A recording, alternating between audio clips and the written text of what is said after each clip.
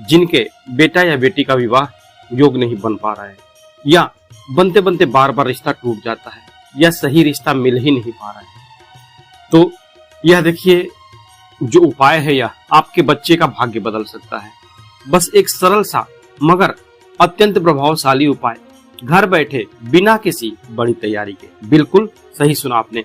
चलिए अब जानते हैं यह सरल और चमत्कारी उपाय क्या, और इसमें क्या क्या चाहिए आपको। सबसे पहले ये जान लीजिए, आपको चाहिए आधा कटोरी गर्म किया हुआ, बाद में आप उसको ठंडा कर दो। उसमें जो मिलाना है आपको 1 चम्मच शहद, क्योंकि गर्म दूध में आप मिलाएंगे तो दूध फट जाएगा, इसलिए दूध जब ठंडा हो जाए उसके बाद उसमें मिला दें। अब 1 कटोरी पानी चाहिए आपको। यदि पीतल का कटोरी आपको मिल जाए या फिर चांदी की कटोरी हो तो सबसे उत्तम। प्रयास कीजिए कि चांदी की कटोरी आपके यहाँ मिले, अलावा दूसरा कुछ मत लीजिएगा, ना तो स्टील चाहिए ना तो कांच चाहिए, पीतल या फिर चांदी, ठीक है। अब इसके बाद थोड़ा सा हल्दी और थोड़ा सा सिंदूर चाहिए। सिंदूर हो या कुमकुम हो, कोई भी चलेगा, तो थोड़ा सा हल्दी और सिंदूर या कुमकुम। अब इसके बाद भगवान राम का जो है श्री राम दरबार का फोटो आपको चाहिए। इसके बाद 1 दीपक चाहिए आटे का बनाया हुआ। अब सामग्री तो हो गया है, इसके बाद अब उपाय करना कैसे है ये चलिए जानते हैं। सबसे पहले अपने पूजा स्थान पर दीपक जलाएं।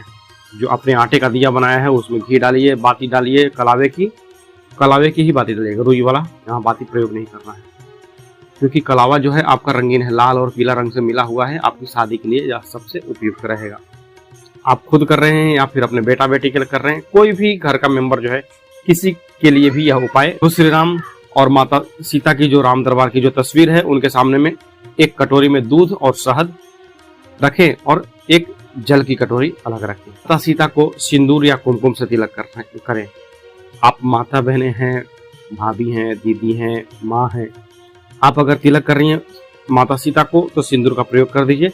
अगर मेरे कोई भाई लोग यह उपाय कर रहे हैं खुद की शादी के लिए तो आप उनको कुमकुम का तिलक करें। माँ सीता जो है उनको कुमकुम का तिलक करें, सिंदूर का तिलक आप नहीं करेंगे। इसके बाद प्रभु श्री राम को हल्दी या चंदन से तिलक करें। इसके बाद जल जो है आपने जो कटोरी में जल लिया है उसमें 2-4 बूंदे गंगा जल की मिला दीजिए। इसके बाद अष्टजाम का जाप कीजिए। अष्टजाम मतलब हरे राम राम राम हरे हरे, हरे कृष्ण कृष्ण कृष्ण हरे हरे। ये हो गया आपका अष्टजाम।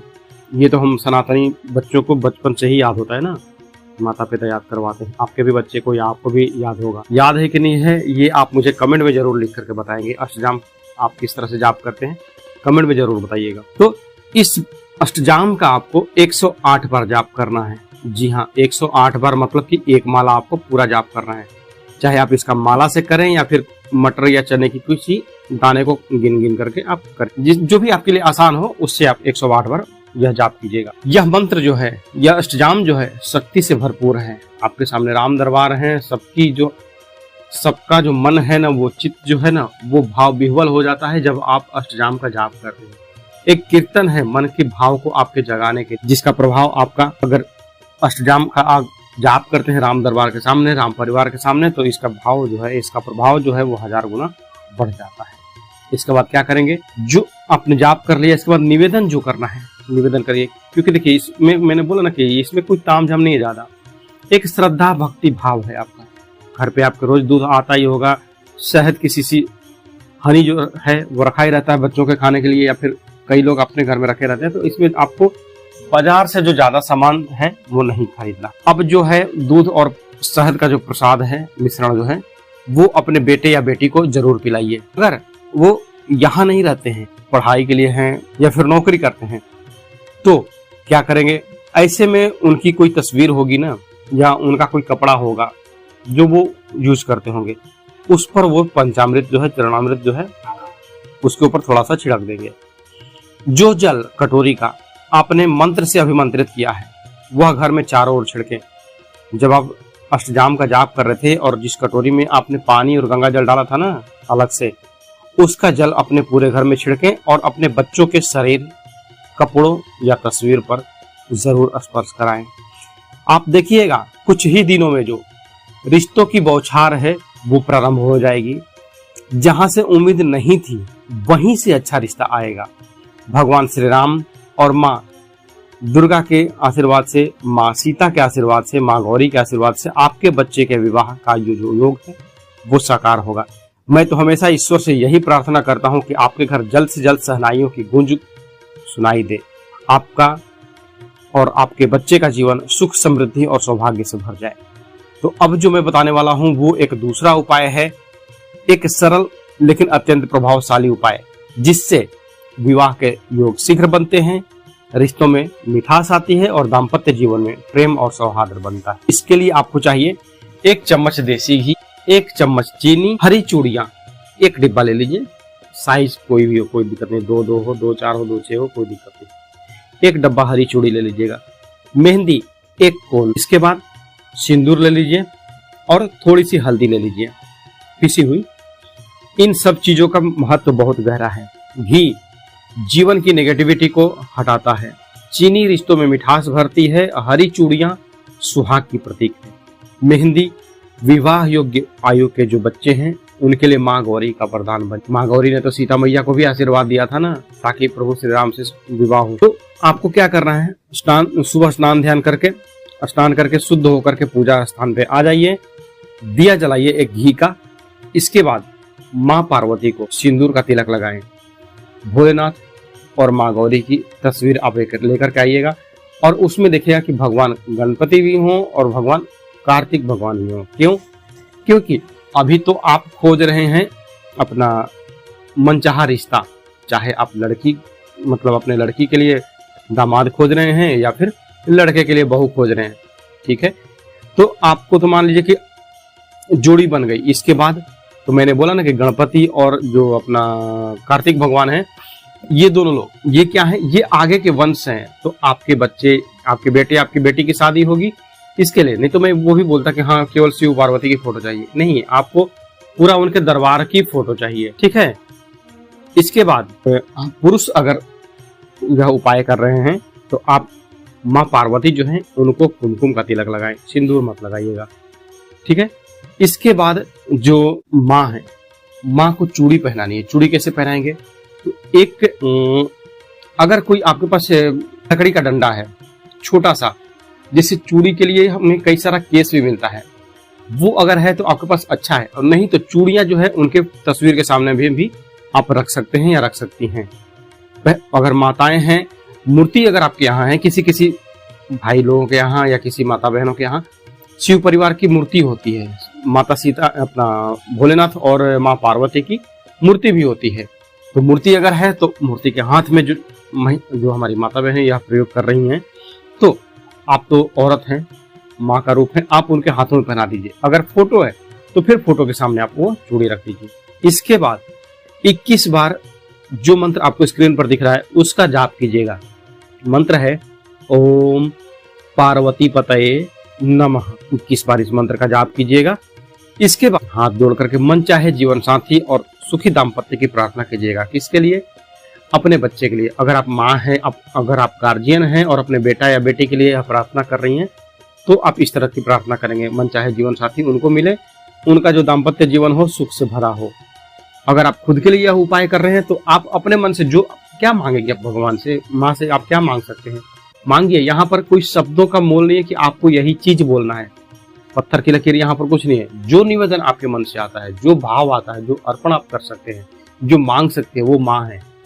माँ से आप क्या मांगेंगे वो आपके ऊपर डिपेंड करता है, ठीक है।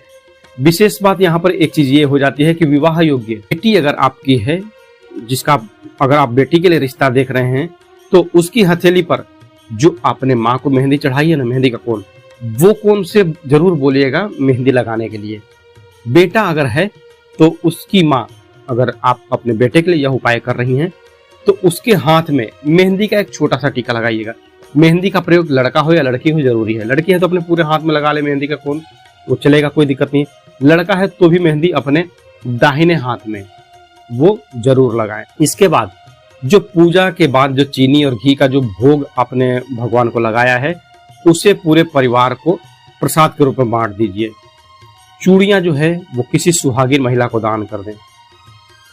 और क्योंकि अपनी चूड़ी तो कभी दान नहीं देनी चाहिए, जो आपने पहना है हाथ में, कभी कभी घटना हो जाती है कि अपने शरीर में धारण किया हुआ ना तो वस्त्र किसी को देना चाहिए और ना ही जो श्रृंगार की सामग्री है, मंगलसूत्र, चूड़ी, बिंदी, किसी को कभी ना दें। ये तो आपने माँ को चढ़ाया था ना, ये आपको दान कर देना है, चाहे मंदिर में हो या चाहे जहां भी। मेहंदी अपने पास यूज कीजिए, यही मेहंदी आपके विवाह में चमत्कार करेगी। आपका एक दिन का लगाया हुआ मेहंदी। क्या होगा इस उपाय से बेनिफिट? तो देखिए, माँ गौरी की कृपा से मनचाहे रिश्ते आने लगेंगे। जो रुका हुआ है वो चल पड़ेगा, जो अटका हुआ है वो जुड़ पड़ेगा।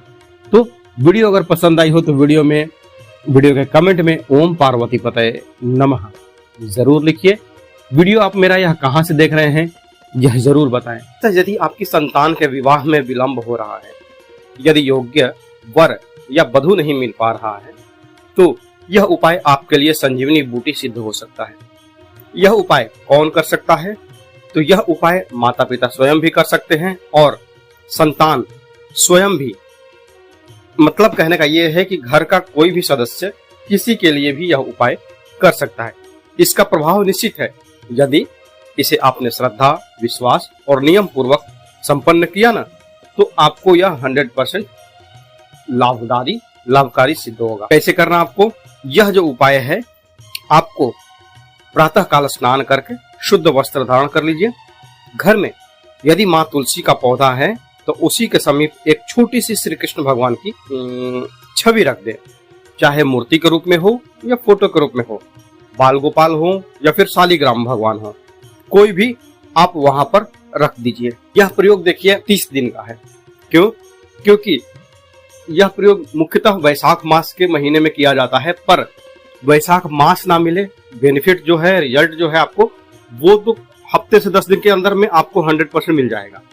पर जो प्रयोग है वो आपको 30 दिन का है, क्योंकि शादी सेट होना, बात आगे बढ़ना और विवाह संपन्न हो जाना, ये सारी चीजों में वक्त लगता है, समय लगता है। इसलिए इसे 1 महीना करना आपको ज्यादा कुछ नहीं है, बस रोज 5 मिनट का काम है। आगे मैं आपको बताऊंगा, क्योंकि यह एक सबसे आसान और जल्द लाभ देने वाला उपाय है। तो तुलसी जी के पास, तुलसी माँ के पास आप शालिग्राम का मूर्ति हो या फिर लड्डू गोपाल जो आपके पीतल के आते हैं, उनकी कोई भी एक मूर्ति रख दीजिए।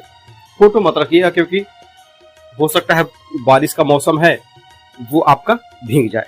अब क्या करना आपको? रसोई घर से 11 साबुत चावल लीजिए।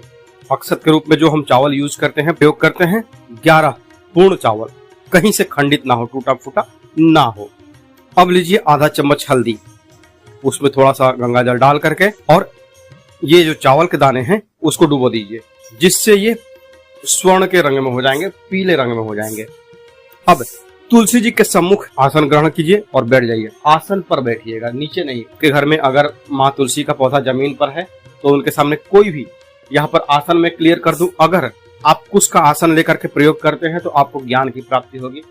पर यहाँ पर आपको आपकी जो मनोकामना है उसको पूर्ण करवाना है, तो आपके लिए बाजार में प्रयास कीजिए कि लाल रंग का कंबल का आसन, जो कंबल हम ओढ़ते हैं ना जाड़े के मौसम में, जो भेड़ के बाल से बनता है, जो चुभता है, वैसा आता है। यह आपको पूजा पाठ के दुकानों पे, गीता प्रेस के दुकानों पे ऐसे में मिल जाएगा। वो अच्छी क्वालिटी का कंबल के आसन का प्रयोग आप करेंगे। इसके बाद क्या करना है? दीपक जो है, आपके घर का कोई भी दीपक, उसमें सबसे पहले आपके पास में तांबे का दीपक है, वो अपना पीतल का दीपक है, मिट्टी का दीपक है, कोई भी दीपक हो, सबसे पहले उसमें 1 चुटकी हल्दी डाल दीजिए। इसके बाद उसमें घी डाल और कलावे की बाती डाल करके जला दे। यहाँ पर एक चीज और क्लियर कर दो, मनोकामना अगर और जल्दी सिद्ध करनी है तो आपके ही घर की अगर कोई तुलसी है जो सूख चुकी है, इनकी लकड़ियों को कभी फेंकिएगा मत, कहीं अपने पूजा घर के किसी डब्बे में उनको रख दीजिएगा। और ये 30 दिन जो है, इन 30 दिनों तक में प्रतिदिन एक छोटी सी सूखी हुई लकड़ी में रुई लपेट करके और थोड़ा सा कलावा लपेट करके और उसकी बाती बना करके, आपका ये मतलब कि सूखी लकड़ी, थोड़ी सी रुई और थोड़ा सा कलावा, ये मिला करके आपका एक बाती बन गया, दीपक की बाती बन गई ये। अब इसके बाद दिए में डाल दीजिए इसको और उसके ऊपर घी डाल दीजिए। आपका ये दीपक आपका 30 दिन जलना चाहिए। अब अगर तुलसी की लकड़ी नहीं है तो फिर आप रुई और कलावे को मिक्स करके बाती बनाएं और जैसा नॉर्मल है वो आप जलाएं। पर तुलसी सूखी लकड़ी मिल जाए तो आपके लिए अति उत्तम, सोने पर सुहागा वाला अपना बात होगा। क्या करना? आप 1-1 चावल का दाना अपने दाएं हाथ की खुली हथेली के मध्य में रखें। आपका दायां हाथ है, दाहिने हाथ पर आपका वो 11 पीस चावल रखा हुआ है। क्या करना है आपको?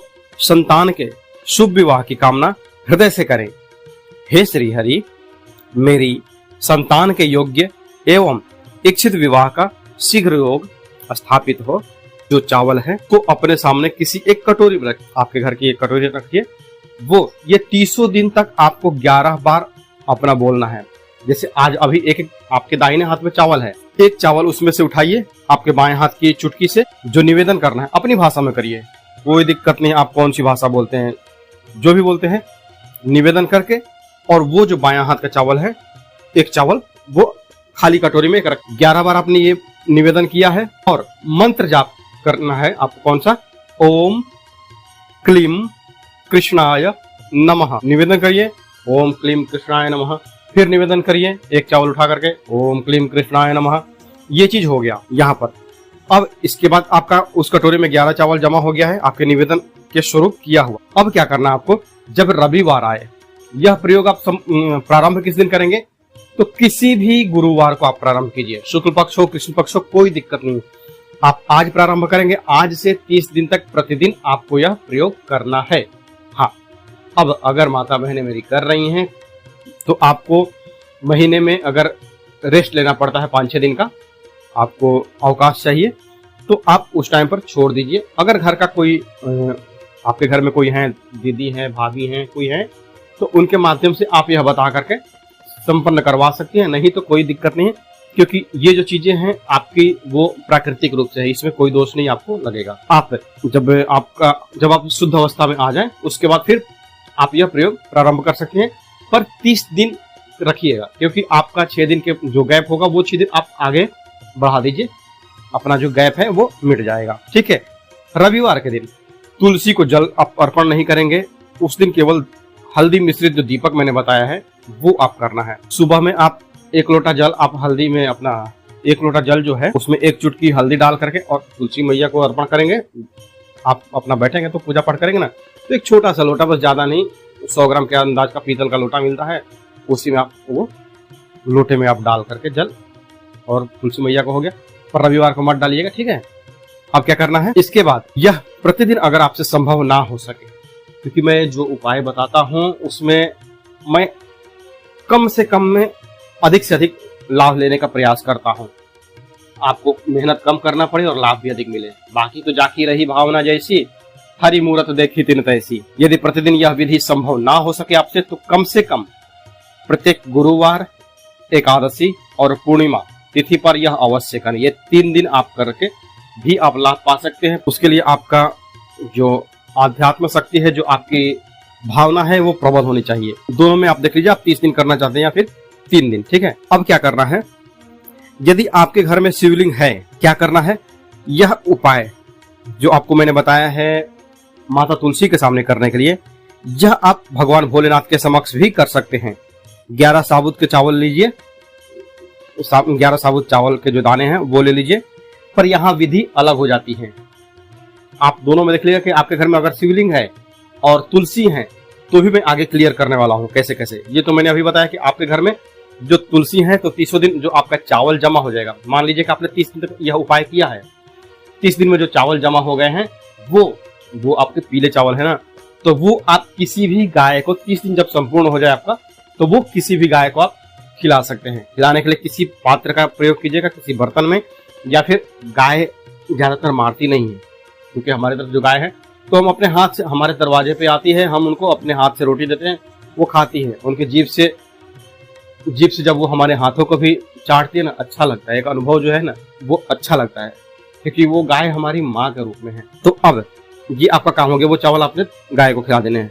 अब जो इसी में एक विधि एक्स्ट्रा है, मतलब आपके घर में तुलसी नहीं है तो आपके घर में शिवलिंग अगर है, तो यह उससे भी बेहतर उपाय है और रिजल्ट और फास्ट देने वाला है। कैसे भैया? 11 साबुत चावल के दाने लीजिए, 1 चम्मच दूध में उन्हें डुबाइए, एक चावल का दाना हथेली के मध्य में रखिए दाहिने हाथ में, और विवाह की सिद्धि की कामना करते हुए शिवलिंग पर अर्पण करिए। चावल कैसे? जो निवेदन आपको करना है, आपके दाहिने हाथ की हथेली पर जैसे आप प्रसाद लेते हैं ना, उसी तरह से वो 11 चावल के दाने एक साथ रहेंगे। बस ये फर्क होगा कि वो एक साथ ही चावल जो है आपके 11 एक साथ ही आपके हाथ में आएंगे, उसमें दूध मिला हुआ रहेगा वो। और जो अर्पण करना है, यहाँ पर विधि ध्यान से समझिएगा, अर्पण जो करना है वो आपको हथेली से एक बार में ही गिराना है। यहाँ प्रसाद, जैसे मान लीजिए कि आपको प्रसाद आपने लिया है हाथ पे, उसको एक ही बार खाना, कैसे खाते हैं आप, मुंह में डालते हैं तो एक बार में ही आपके मुंह में आता है, ठीक उसी तरह से उंगली का प्रयोग यहाँ पर नहीं करना। तो शिवलिंग पर जो आप चावल चढ़ाएंगे 11, वो आपके हथेली से डायरेक्ट शिवलिंग पे जाएगा, उंगलियों का प्रयोग उसमें नहीं है। हाथ सीधा है, सीधे हाथ से आपका शिवलिंग पर वो चला गया। अब क्या करेंगे, यह चावल के दाने जो पहला उपाय था उसमें 30 दिन का जो कंटिन्यू हो गया। यहाँ जो आप शिवलिंग पे जो आप उपाय कर रहे हैं, यह केवल आपका जो सोमवार है ना, ये केवल 5 सोमवार का उपाय है। पहले वाले प्रयोग में मैंने बताया कि आपको 30 दिन कंटिन्यू करना है, जो तुलसी माता के पास प्रयोग करना है। और यह जो शिव जी वाला प्रयोग है, यह आपको केवल 5 सोमवार करना, मतलब सोमवार के सोमवार आपको वही दूध में डुबा करके और निवेदन करके और उनके पास डालना है। दीपक जो है अपना श्रद्धा अनुसार जो जलाइए, घी या तिल का तेल या फिर सरसों का तेल, वो सब आपके श्रद्धा के ऊपर है। यहाँ पर कुछ मेंशन नहीं है कि हाँ यही आपको जलाना है, बस एक भाव अर्पण है अपने भोलेनाथ के पास। पहला वाला जो उपाय था उसमें आपने 30 दिन तक जो कटोरी में चावल जमा किए हैं पीले, वो किसी गौ माता को रोटी में रख करके अर्पण कर सकते हैं। ऐसे तो चावल खिलाने में मतलब गाय को भी समझ में नहीं आएगा। या फिर अगर गाय ना मिले तो भाई क्या करें, तो आप पंछियों को दे सकते हैं, छींट सकते हैं। यह उपाय न केवल विवाह का योग बनाता है, बल्कि अगर आपके संतान के जीवन में कोई बाधा भी आ रही होगी तो उसको भी हर लेता है। यदि आपने यह उपाय श्रद्धा से किया है तो भगवान भोलेनाथ, भगवान श्री हरि विष्णु, क्योंकि दोनों ही इस उपाय में शामिल हैं। पहले उपाय में श्री हरि विष्णु हैं, माता तुलसी हैं, दूसरे उपाय में भगवान भोलेनाथ हैं, तो वो कृपा करेंगे और शीघ्र ही शुभ समाचार आपको प्राप्त होगा। अभी तक जो आप खोज कर रहे थे अच्छी लड़की की, अच्छे लड़के की, अच्छी बहू की, अच्छे दामाद के रूप में, तो वो सारी आपकी खोज पूर्ण होगी। तो आज के लिए बस इतना ही, मिलते हैं जल्दी आपसे नेक्स्ट वीडियो में, तब तक के लिए हर हर महादेव।